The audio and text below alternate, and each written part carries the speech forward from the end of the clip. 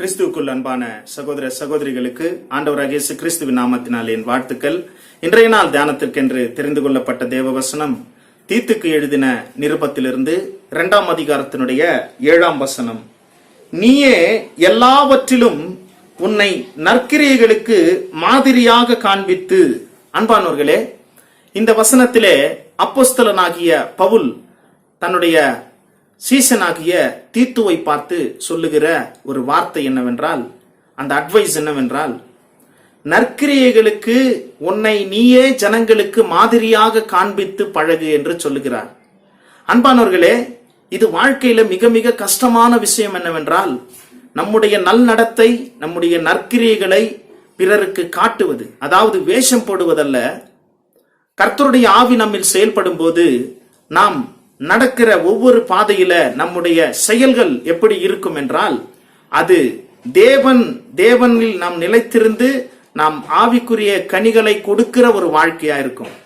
அப்படிப்பட்ட ஒரு வாழ்க்கை உன்னில் இருக்க வேண்டும் என்று அப்போஸ்தலனாகிய பவுல் தீத்துவை பார்த்து சொல்லுகிறார். இன்று இப்படிப்பட்ட போதனைகள் மிக குறைவாய்விட்டது. ஏனென்றால் நம்முடைய வாழ்க்கையில கனிகள் எவ்வளவு முக்கியம் என்பதை நாம் மறந்துவிட்டோம். நாம் எப்படி இருக்கிறோம்? நாம் கனிகள் கொடுத்து கொண்டிருக்கிறோமா இல்லையா? நமக்குள் வருகிற கனிகள் எப்படிப்பட்டது? அது நல்ல கனிகளா கெட்ட கனிகளா என்று சற்று கூட நாம் கவனிக்காமல் விட்டுவிட்டதுதான் அதற்கு காரணம். ஏனென்றால் தன்னைத்தான் சோதித்து அறிகிறவன் நியாயம் தீர்க்கப்படான் என்று வசனம் சொல்லுகிறது. நம்மை நாம் சோதித்தறிவது நமக்கு நல்லது. நம்முடைய நடத்தை, நம்முடைய கிரியை, நம்முடைய நடை உடை பாவனை எப்படி இருக்கிறது?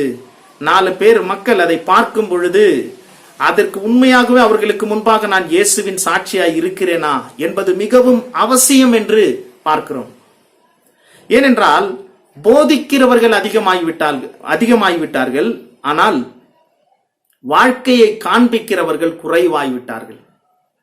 போதிக்கிறவர்கள் அதிகமாகிவிட்டார்கள், ஆனால் வாழ்க்கையிலே கனிகளை வெளிப்படுத்தக்கூடியவர்கள் குறைவாகிவிட்டார்கள். இதை புரி வைக்கும்படி ஒரு சின்ன உதாரணத்தை நான் சொல்லுகிறேன். ஒரு சுவிசேஷகன் ஒரு சபைக்கு சென்றாராம். அந்த சபைக்கு சென்று சுவிசேஷத்தை அவர் பிரசங்கிக்கிற வேளையில, அதற்கு முன்னாடி அந்த சபை மக்களோடு அவர் பேசிக் கொண்டிருந்த போது அந்த சபை மக்கள் கேட்டார்களாம், ஐயா, 3 வருடங்களுக்கு முன்பு எங்க சபைக்கு நீங்க வந்திருந்தீங்க அப்படின்னு சொன்னாங்களாம். அதற்கு அவர் ஆமா என்று சொன்னாராம். நாங்க அதை எப்படி கண்டுபிடிச்சோம் தெரியுமா? 3 வருஷத்துக்கு முன்னாடி 3 நாள் நடத்தின சுவிசேஷ கூட்டத்துல நீங்க ஒரே சட்டையை போட்டுக்கிட்டு சுவிசேஷத்தை சொன்னீங்களே, அவர் தானே நீங்க என்று கேட்டார்களாம். அதற்கு அந்த மனிதன் ஆம், அது நான் தான் என்று சொன்னாராம். பிறகு அந்த சுவிசேஷகன் அந்த விசுவாசிகளை பார்த்து ஒரு கேள்வி கேட்டாராம். 3 நாள் நான் ஒரே சட்டை அணிந்து வந்தேன் என்று என்னை ஞாபகம் வைத்துக் கொண்டீர்களே, அந்த 3 நாள் நான் என்ன பிரசங்கித்தேன் என்று ஞாபகம் இருக்கிறதா என்று கேட்டாராம். அதற்கு அவர்கள் சொன்னார்களாம், அந்த நீங்க என்ன பிரசங்கம் பண்ணீங்க அது எங்களுக்கு ஞாபகம் இல்லை, ஆனால் 3 நாட்களும் ஒரே கலர் ஒரே நிறம் உள்ள சட்டையை நீங்கள் அணிந்திருந்தீர்கள், அது மட்டும்தான் எங்களுக்கு ஞாபகம் இருக்கிறது என்று சொன்னாராம். இதிலே வேடிக்கையான விஷயம் இருந்த போதிலும் இதிலே நாம் உணர வேண்டிய விஷயம் என்னவென்றால், நம்முடைய போதனையை விட நாம் எப்படி இருக்கிறோம் என்பதுதான் ஜனங்களுக்குள்ளே பதிகிறது.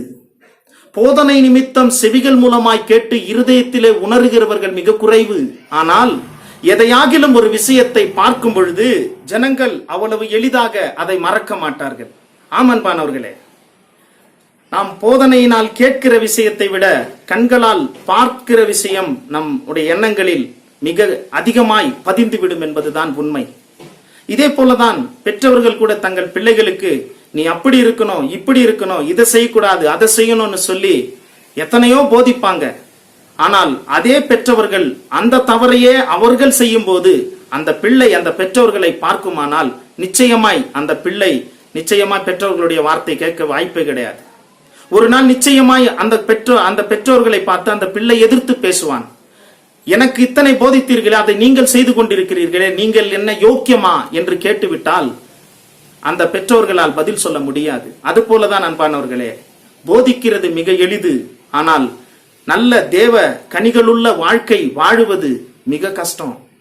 அது யாருக்கு கஷ்டம்னா உலகத் தோற்றம் முதல் தெரிந்து கொள்ளப்படாதவங்களுக்கு. யாருக்கு கஷ்டம்னா இயேசுவை ஏற்றுக்கொள்ளாதவங்களுக்கு. ஆனால் இயேசுவை ஏற்றுக்கொண்டு ரட்சிக்கப்பட்டு உலகத் தோற்றம் முதலாய் தெரிந்து கொள்ளப்பட்டவர்களுக்கு பரிசுத்த ஆவி அருளப்பட்டிருக்கிறபடியினால் அவர்கள் மிக எளிதாக சாதாரணமாக கனிகளை கொடுத்து கொண்டிருப்பார்கள். நீ எந்த நிலையில் இருக்கிறாய் அன்பு சகோதரனே சகோதரியை சிந்தித்துப்பார். வெறும் பேச்சிலே இருக்கிறதா நம்முடைய பக்தியும் நம்முடைய வாழ்க்கை ஆவிக்குரிய வாழ்க்கையும்? நாம் மனம் திரும்ப வேண்டும்.